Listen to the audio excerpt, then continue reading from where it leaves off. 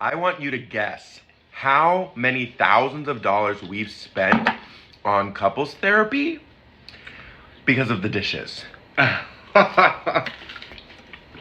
So, last night we were having dinner with some friends and we're having a deep conversation about life and relationship, Partnership. and all like that stuff. you know, Richard and I have been together for almost a decade, almost a decade, and married for 5 of those decade years.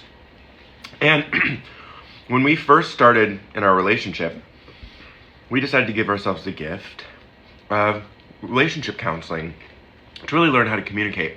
And when I tell you, every single time we walked into that room, Richard would sit down and be like, I have something new I need to talk about. And every single time I'd be like, Paul doesn't do the dishes. Every single time. It would always come back to me not doing the dishes. Well, thankfully now we have a dishwasher. But I think that it's really interesting, and this is a real analysis of the human psyche, with Richard as our example. We get stuck in these trauma loops, right? Trauma loops and triggered loops around people not doing things, and then we project those things onto those people.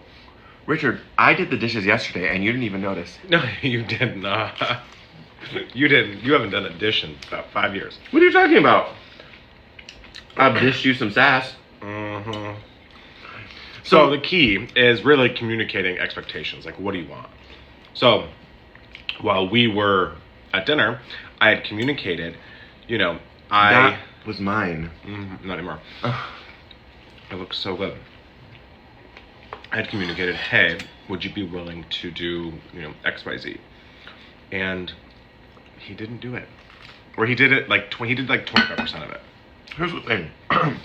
So how much? What we're working on here, How many of you sir, can relate? No, what we're working on here is that he's getting great at asking for what he needs. For a long time, he wouldn't ask for it. And I would just he do would it. just do it. Now, when he asks, he expects the timeline to be on his timeline. Boo, if you ask me to do it, it might take me 4 days to do it, but I'm gonna do it. Okay? So that wasn't the issue. No, like yesterday, you're like, can you take Hatcher out to go to the bathroom?